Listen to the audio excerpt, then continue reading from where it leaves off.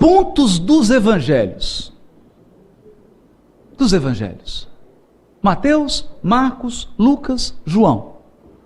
Pontos da Bíblia. O Espiritismo pode oferecer chave para se desvendar pontos obscuros da Bíblia? Pode, ele mesmo fez. Se a gente pega o livro A Gênesis, nós vamos ver que Kardec voltou em textos do Velho Testamento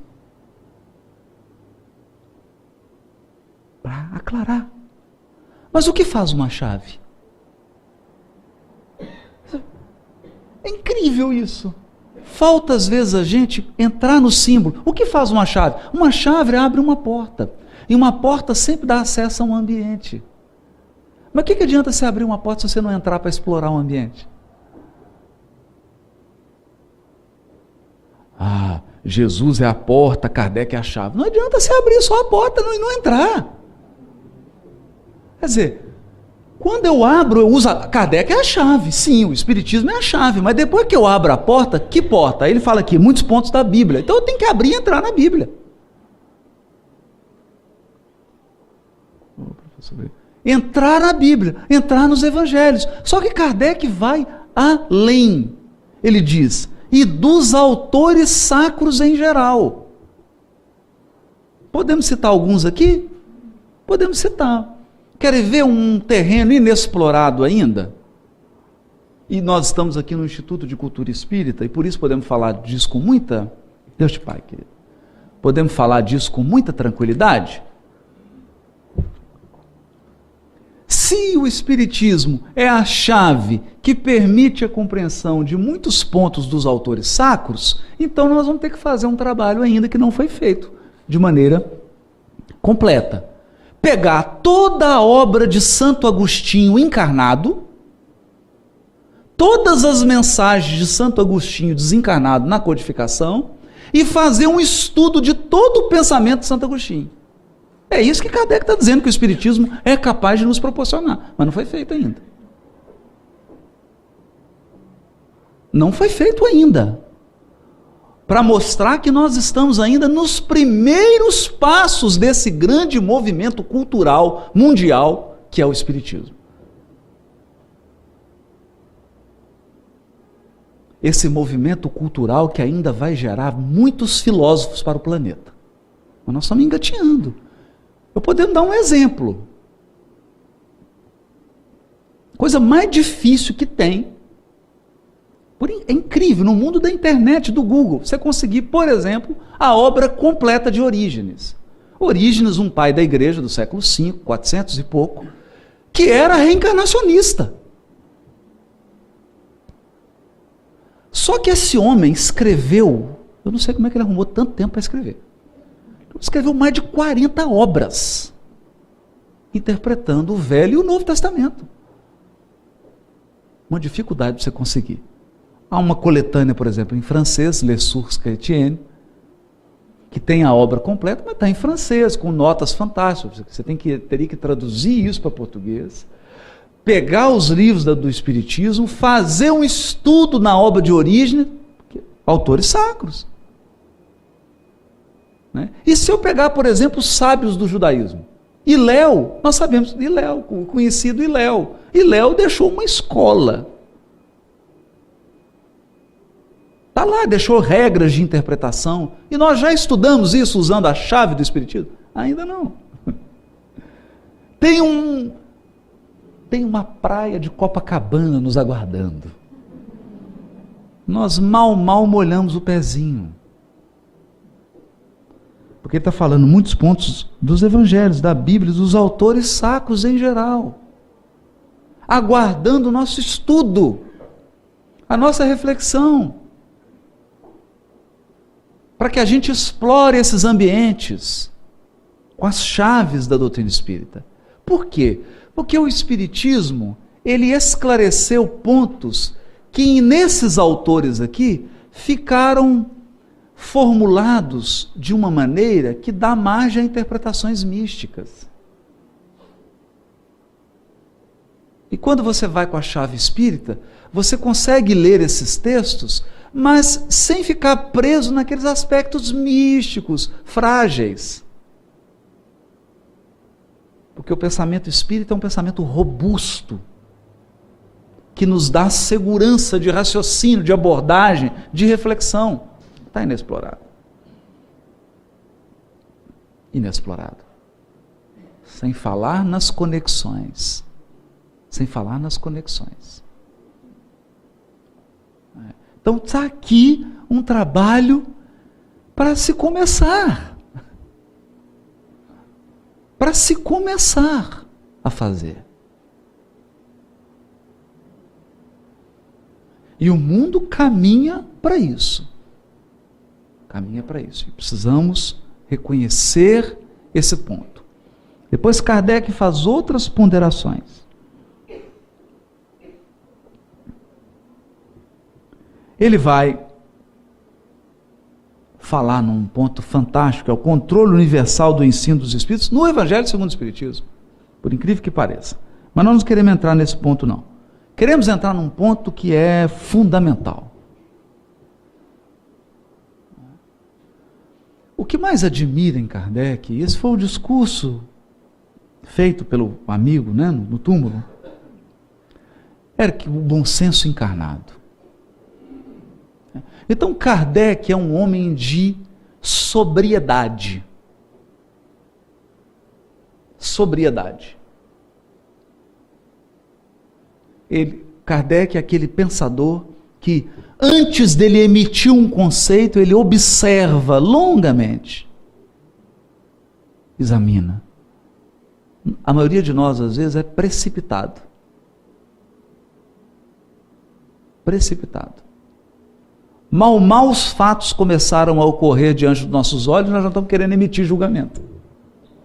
Porque a gente não espera as circunstâncias se configurarem. A gente não espera as peças se juntarem para que a gente possa emitir um parecer. Kardec não. Então o que ele observa? Ele é um homem experiente. Ele é um linguista. Ele sabe que a língua é uma característica peculiaríssima de um povo. É muito peculiar. Tão peculiar que nós podemos imaginar o poema do grande poeta brasileiro: meus inimigos passarão e eu passarinho. Isso é genial. Alguém, por favor, traduz isso para inglês. E agora? Como é que traduz isso para o inglês? Para o alemão. Porque é uma poesia lúdica que brinca com a língua portuguesa. Eu trabalho o aumentativo, o diminutivo da palavra pássaro. Passarão, passarinho, um grande pássaro, um pequeno pássaro. Mas o passarão aumentativo é o passarão do verbo no futuro, só tem isso em português, né? Mas eu te digo, aí você mergulha na língua das duas revelações. Não foi em português. Jesus não falava português.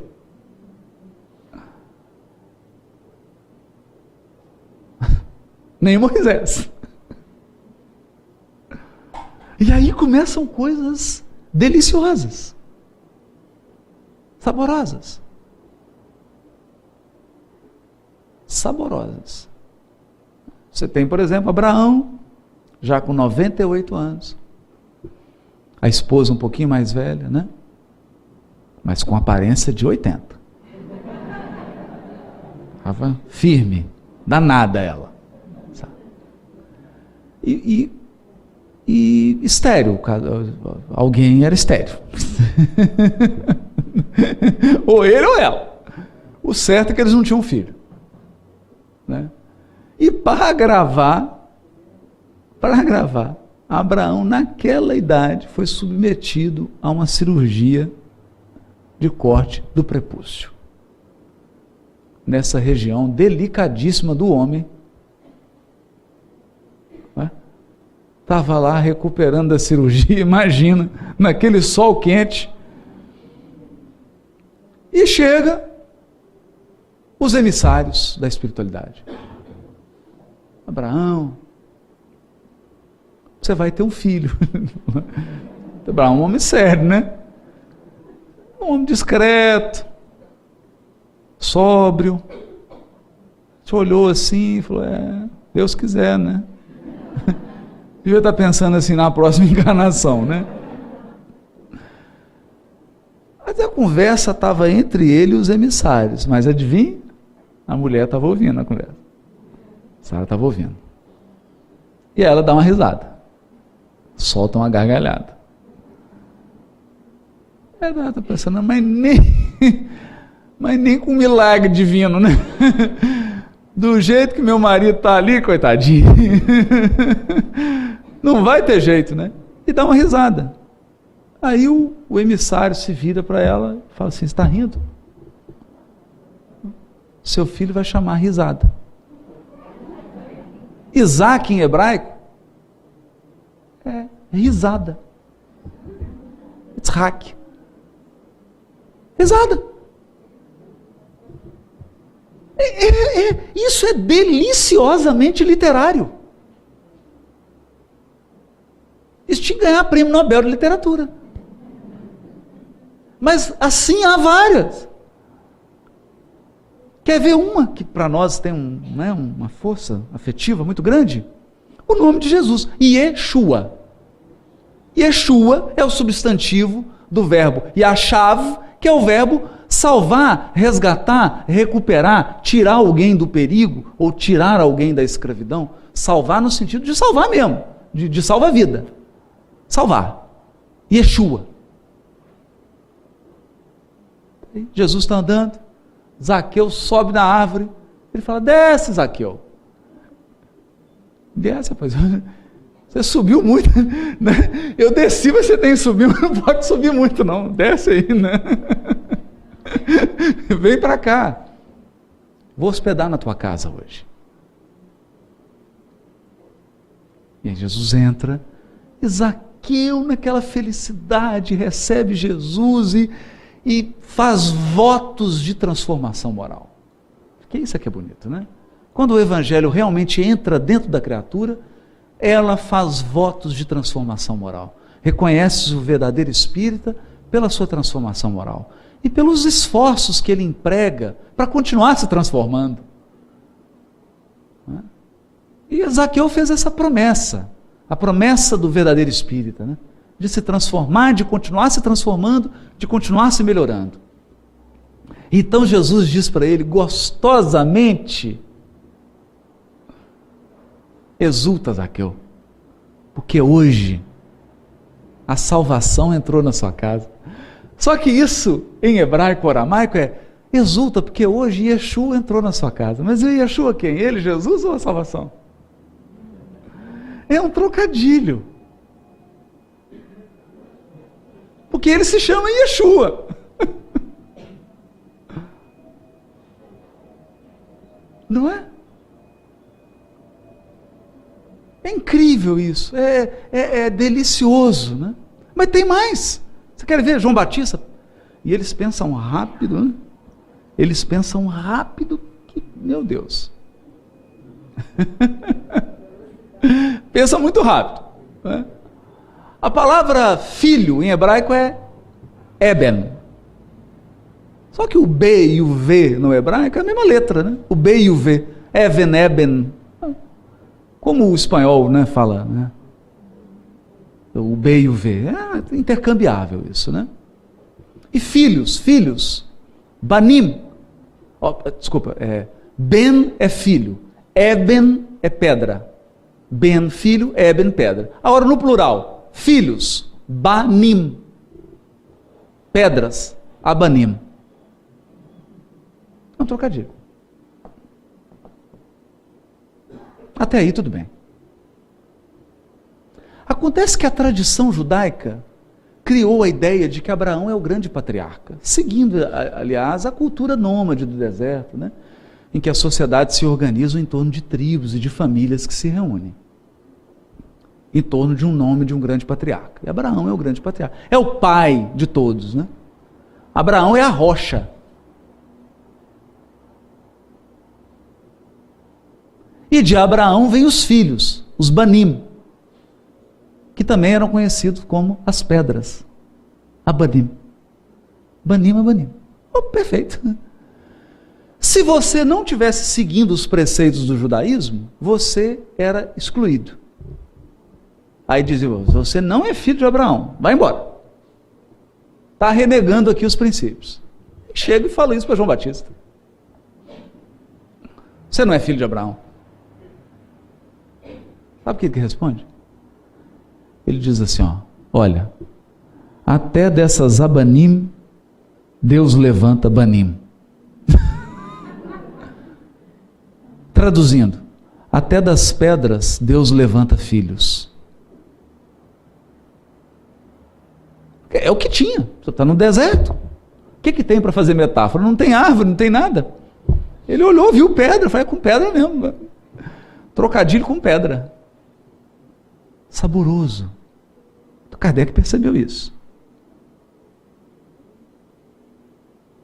Não basta que você venha com o conjunto de conhecimentos espíritas para interpretar esses textos literários que estão ricos de expressão idiomática, de jogo literário, que é um jogo lúdico.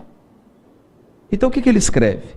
No item 3 do Evangelho segundo o Espiritismo. Ele escreve assim: para bem se compreenderem algumas passagens dos Evangelhos, necessário se faz conhecer o valor de muitas palavras, nele frequentemente empregadas, e que caracterizam o estado dos costumes e da sociedade judia naquela época. Parece tão claro, né? Mas as pessoas têm imensa dificuldade de entender isso. Então, quando Kardec vai no capítulo A Estranha Moral interpretar o odiar pai e mãe, aí ele vai na palavrinha, no verbo, em hebraico e em grego. Mas ele dominava essas línguas? Não, então ele pede ajuda a um professor, professor Pesani, que conhecia as duas línguas. O professor faz uma avaliação da língua e Kardec coloca a nota na codificação, no Evangelho segundo o Espiritismo. E, entre parênteses, o nome do professor que ele consultou. Porque nós não precisamos saber todas as coisas. O que a gente precisa saber é perguntar. Ele soube perguntar, foi ao professor, tirou a dúvida e fez uma interpretação magistral desse ensino de Jesus, trabalhando com o sentido das palavras.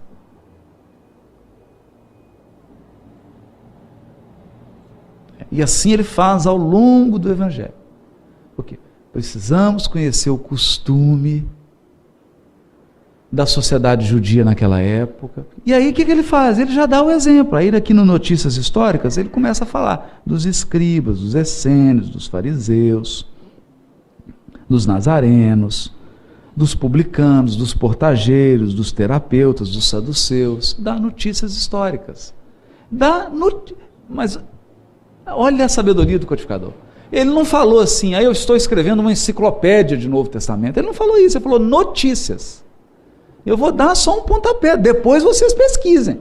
Mais na frente vai chegar o Google, vai ficar tudo mais fácil. Ele não escreveu isso aqui não, isso aqui eu já estou acrescentando. Por minha conta. Porque isso aqui foi sem Google. Notícias. Quer dizer, precisamos estar fundamentados, pé no chão. Precisamos estar seguros. E assim prossegue. E nós devemos e podemos seguir esses exemplos. Devemos e podemos seguir. Então, diante de uma passagem que se revela incompreensível aos nossos olhos, no Evangelho, na Bíblia, nos autores sacros em geral, a gente deve se socorrer da doutrina espírita. e depois fazer esse estudo da cultura e da língua para que a nossa interpretação seja uma interpretação madura. Então eu vou dar 2 exemplos aqui. Só 2. Para a gente conjugar isso, né? Doutrina com essa sensibilidade literária, histórica, sociológica que nós precisamos. Criação do mundo no livro Gênesis de Moisés. Isso já deu pano para a manga, né? O Kardec já escreveu, fantástico, já falou sobre os dias, né? E o Kardec trouxe os conceitos de doutrina espírita. Meu Deus, temos bilhões de galáxias, planos espirituais. Vamos imaginar que Deus criou tudo em dias literais. Então ele esclareceu. Basta só esse conjunto de conhecimentos que estão na codificação para você já entender isso. Por exemplo, eu sabendo que Jesus é o governador espiritual do orbe, eu não vou imaginar que Jesus tem reações que eu, Haroldo, tenho. Vocês imaginam que a Teresa de Ávila, Teresa de Jesus, vai agir como eu? Que ela agia como eu? Não agia. Ela não agia como eu. Agia num patamar muito superior. Um Gandhi, um Francisco de Assis, agia num patamar muito superior. Tanto que hoje a gente se impressiona. E Jesus? Então imaginar que Jesus tem a reação de um mineiro no centro de Belo Horizonte é demais. O conhecimento espírita já nos dá condições de entender que esse Jesus do Mel Gibson, da mídia, não é o Jesus que a gente conhece. O Jesus que nós conhecemos é um Jesus muito além disso tudo. Ele é o Jesus educador, o Jesus médico da alma, o Jesus gestor do mundo. Ele é um Jesus mais difícil de compreender. Mais difícil. Mas vamos lá. O Kardec interpretou dia que não são literais, mas vamos. Eu agora sei do fluido cósmico universal, que o mundo espiritual é um mundo primitivo, que o mundo físico é uma consequência do mundo espiritual. Está lá no Livro dos Espíritos. Se todo o mundo material deixar de existir, o mundo espiritual continua do mesmo jeito, não é problema nenhum. Nenhum. Afeta, deixa eles preocupados, aquele monte de desencarnação, dá um trabalho, né? Mas abalar a estrutura do mundo espiritual, o que é isso? Continua do jeitinho que está. Ok. Mas vamos lá para o texto. O texto diz assim: no princípio, criou Deus os céus e a terra era vazia e sem forma. Fala do abismo, etc, etc, etc. Depois que Deus criou isso, céus e terra, separou a luz, né? Disse, haja luz, criou a luz, né? Haja luz. Separou a luz das trevas. Foi o primeiro dia. E viu Deus que era bom. Ok. É o segundo dia, terceiro dia, quarto dia, criou o sol.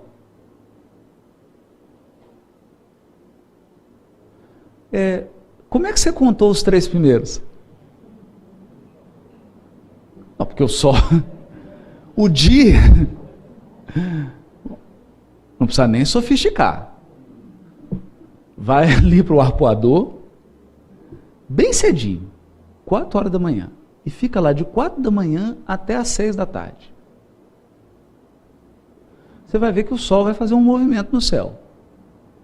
Quando ele aparece é dia, quando ele desaparece é noite. Quando você é uma criança, sabe. Se você tiver um pouquinho mais de conhecimento astronômico, você vai ver que a Terra está girando em torno do próprio eixo, não é mesmo? Que o sol vai iluminando e esse é dia. Mas o sol só foi criado no 4º dia. Você contou os 3 primeiros como? Ai, meu Deus, eu não tinha pensado nisso. Quer dizer, o texto é um jogo. O texto é um jogo. Porque ele fala primeiro dia, segundo dia, terceiro dia, mas só vai ter lua e sol no quarto. incrível. E mais. Deus sempre criou haja luz, criou terra, criou isso aqui, criou não sei o quê. Aí, no dia em que ele separou as águas de cima das águas de baixo, ele não falou e viu Deus que era bom. Por quê? Alguém sabe que dia que ele criou a água? Não tem. Ah, não acredito. É verdade. Estou dando essa notícia agora, avassaladora.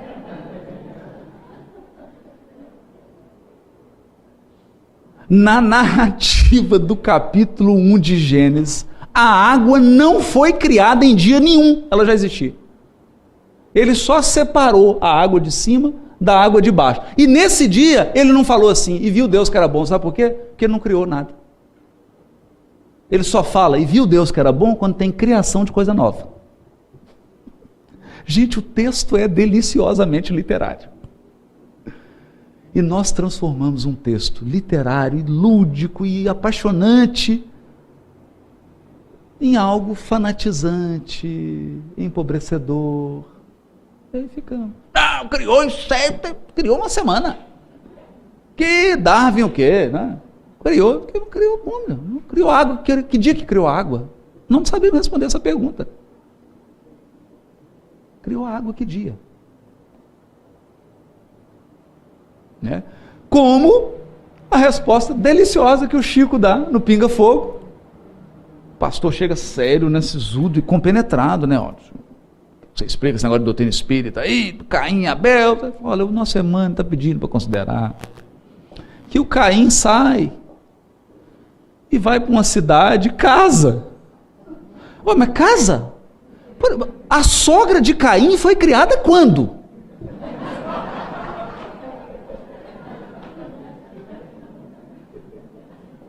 Pelo amor de Deus, me responda essa pergunta. Que dia? Porque Adão foi criado no 6º dia. Eva também, no finalzinho do 6º dia. Deus descansou no 7º. Já tinha o jardim do Éden. Todo mundo já sabe o resto da história. Nasceu Caim. Nasceu Abel. Caim, eu estou só rememorando a história. Caim matou Abel. Então, se tinha 4 pessoas, agora só tem 3. Caim sai e casa. Que dia que a sogra e onde a sogra foi criada? Estão entendendo que o problema com a sogra já é um problema bíblico?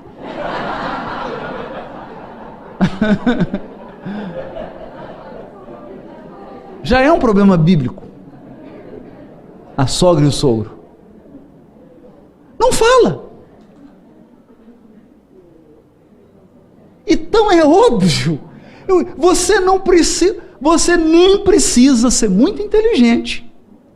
E nem precisa do vasto potencial de conhecimento da doutrina espírita para entender que você está diante de uma metáfora.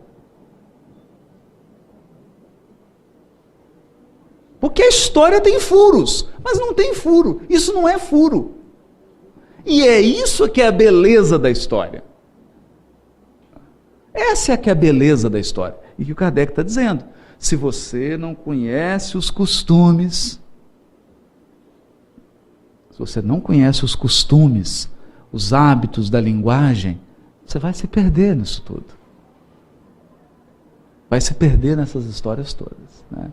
Então é fantástico isso, né? A gente vê como que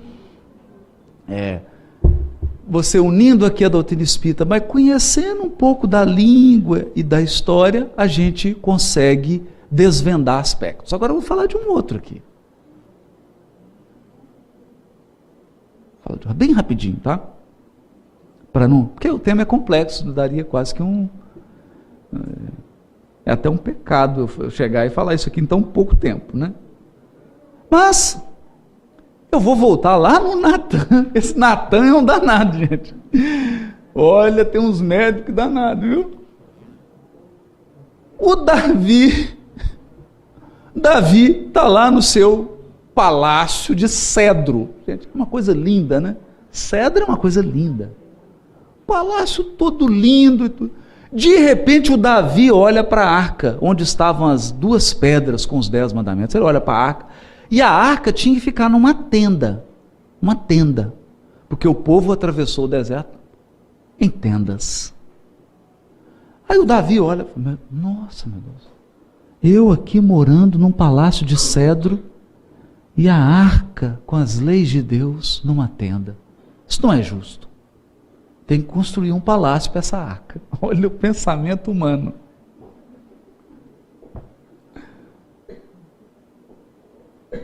E chama o Natan. Natan, me ocorreu algo, vou te consultar, Natan. Eu estou morando aqui, olha esse palácio, Natan. Olha onde a arca está. Na tenda, Natan. Tomando sol, chuva. Tem que construir um palácio. O Natan entra na dele. O mesmo Natan lá que chamou a atenção. Você vê que como que tem que ter o controle universal do ensino, né? O médium é um pescador, ele traz os peixes, mas você tem que selecionar. Tem que selecionar. Então, o Natan foi dormir. Teve um sonho. Nesse sonho, na linguagem simbólica do Velho Testamento, Deus falou com Natan, mas a gente sabe que são as forças espirituais que estão sob a direção do Cristo.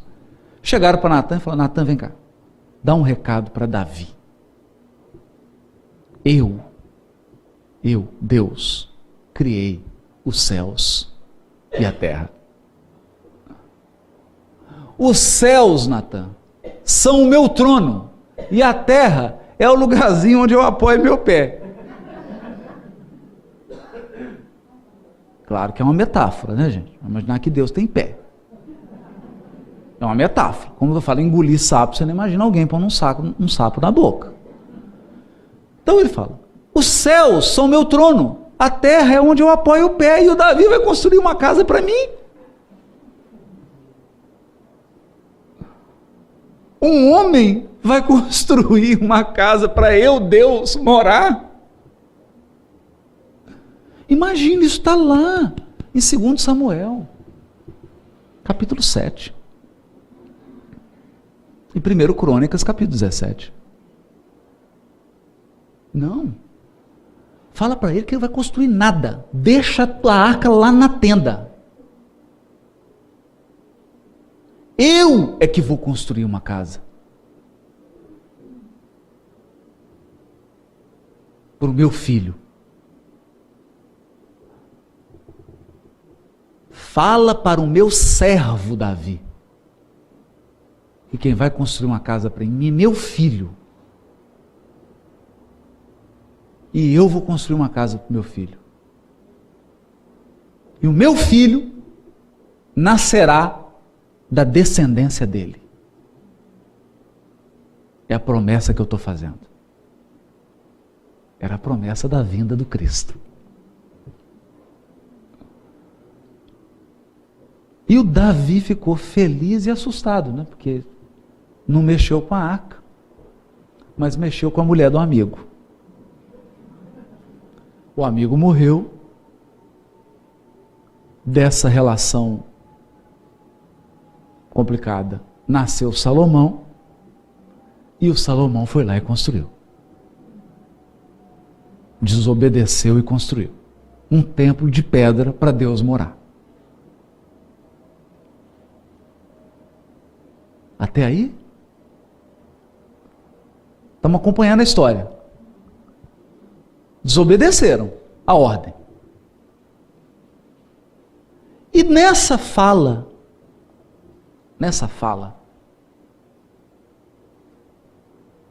quando Davi está passando os maiores apuros, porque aí é lei de causa e efeito.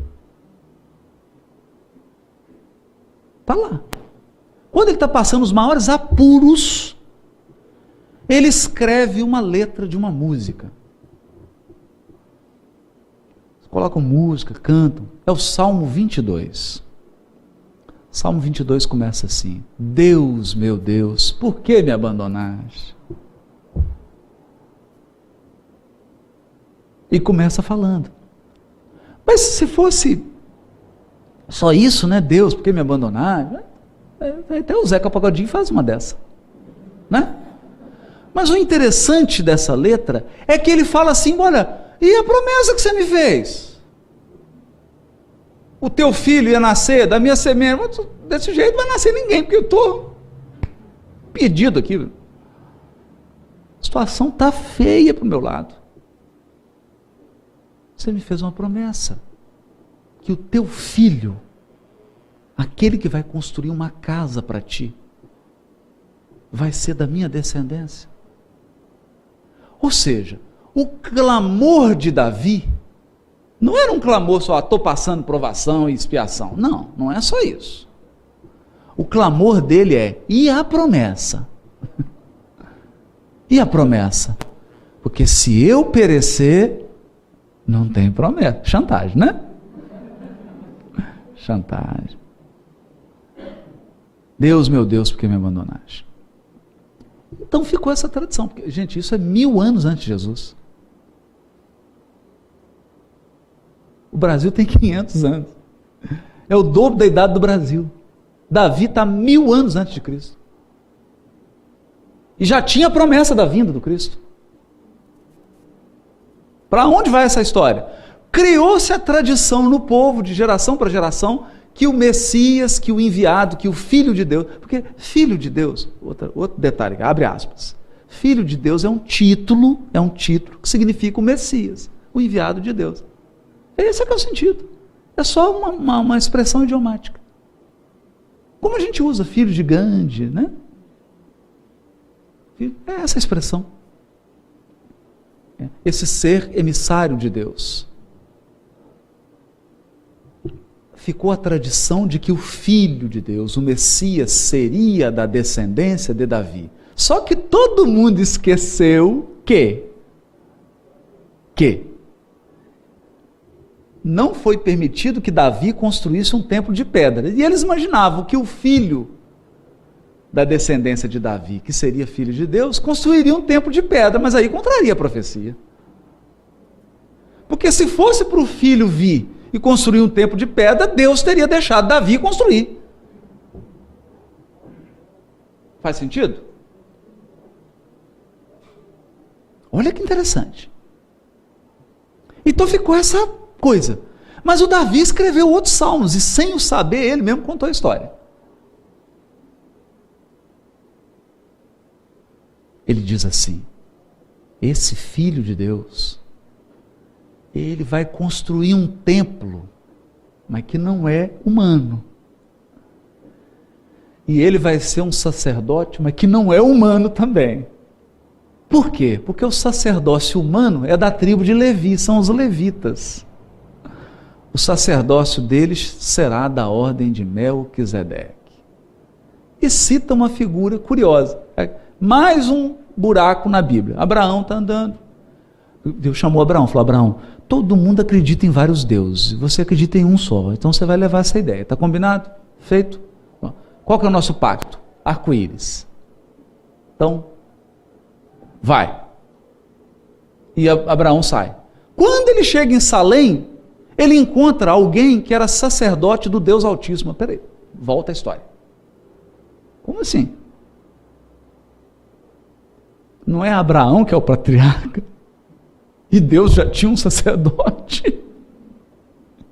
E quando Abraão encontra com Melquisedeque, gente, é um trechinho na Bíblia, está em Gênesis, ele paga dízimo para Melquisedeque, e Melquisedeque abençoa ele. Na tradição do povo oriental, quem abençoa é superior a quem é abençoado. Então apareceu alguém na história que abençoou Abraão e que não é da descendência de Abraão. Esse homem veio da onde? Estão perguntando até hoje. Quem é a mãe e o pai de Melquisedeque? Da onde que ele veio? Esse sujeito veio de onde? Aí sabe o que eles diziam? Os sábios diziam. Sabe o que Iléu dizia? Iléu, avô de Gamaliel, onde Gamaliel estudou, que o sacerdócio de Melquisedeque era espiritual, não era humano. Olha, gente, que sutileza. E que o Filho de Deus, o Messias, seria um sacerdote da linhagem de Melquisedeque. Intricado, não? Okay. Mas o que começou a acontecer? O povo entrou sob o domínio romano e começou a acreditar que o Messias seria um general. Que ele ia reunir um exército. Até hoje imaginam isso, né? Até hoje, infelizmente. Imaginamos isso. Nós imaginamos isso. Vai ser um guerreiro que pela força vai se implantar, né? Como o Brasil acha que o Brasil só vai ser pátria do Evangelho, coração do mundo, na hora que a gente tiver um espírito como presidente aí que vai resolver os problemas econômicos e sociais. Mas os problemas econômicos e sociais são exatamente os problemas para depurar os espíritos que aqui nasceram. Se tirar o que vai depurar, vai ficar quem? Só espírito imperfeito, aí não tem pátria do Evangelho. É incrível isso, porque a gente entra no hospital, enche ele de doente, depois fala, não, mas isso aqui está cheio de doente. Está cheio, você está no hospital, bem-vindo, né? O Brasil recebeu todo mundo.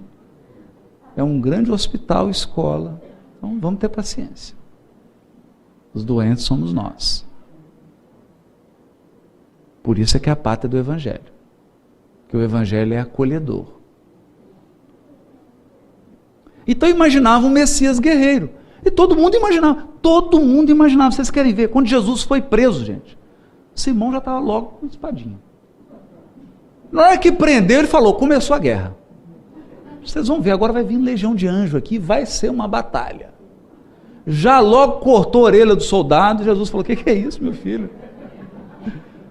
Você acabou de perder uma orelha. Que aquele que com ferro fere, com ferro será ferido. Cortou a orelha, você acabou de perder uma orelha, eu vou te ajudar para você perder só a pontinha. Pegou a orelha do soldado, colocou no lugar e curou o soldado. E falou, embainha a tua espada. Aí Simão Pedro entendeu nada. Falou, eu não estou entendendo nada. Ele não é o Messias, filho de Davi? Ele não vai instaurar um reino na terra? O reino de Deus? Eu achei que agora ia ser o momento, o clímax da história. Tem uma coisa errada. Várias, não é só uma não. Quando Jesus está na cruz, o desespero dos apóstolos. Assim, será que esse é o Messias mesmo? Será? E então,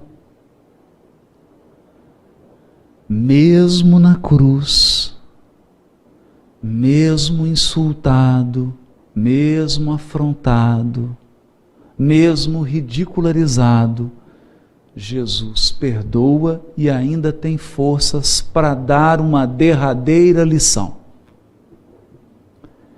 Ele recita o Salmo 22. Deus, meu Deus, por que me abandonaste? Para quê? Para quê? Porque você não vai imaginar, pelo amor de Deus, você não vai imaginar, com o conhecimento espírita que você tem, que Jesus estava com medo de desencarnar. Ó, pelo amor de Jesus, não me faça isso. Sabe por quê? A dona Ivone Pereira, quando já estava aqui no Rio,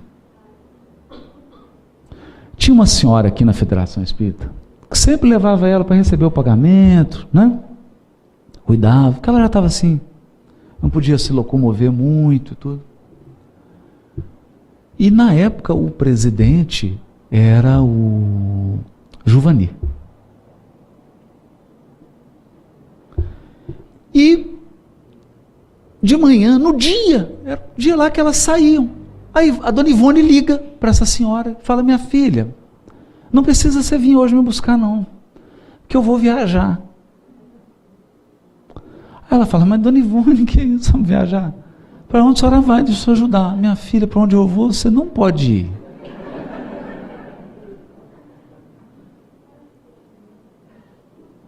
Mas dona Ivone, que lugar é esse? Minha filha, dá só um recado para o Juvani. Diga para ele que hoje 10h30 da noite, o doutor Bezerra vem me buscar para fazer uma viagem.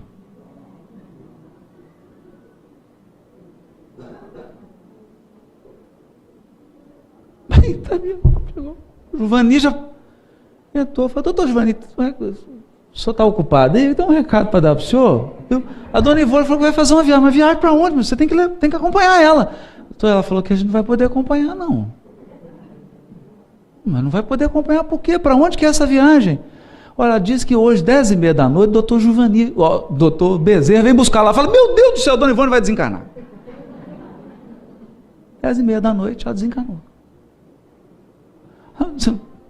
Você está querendo me dizer que a dona Ivone é superior a Jesus? Você não está querendo me dizer isso, tá? É isso que você está querendo me dizer? Você está achando que Jesus teve medo na cruz de desencarnar?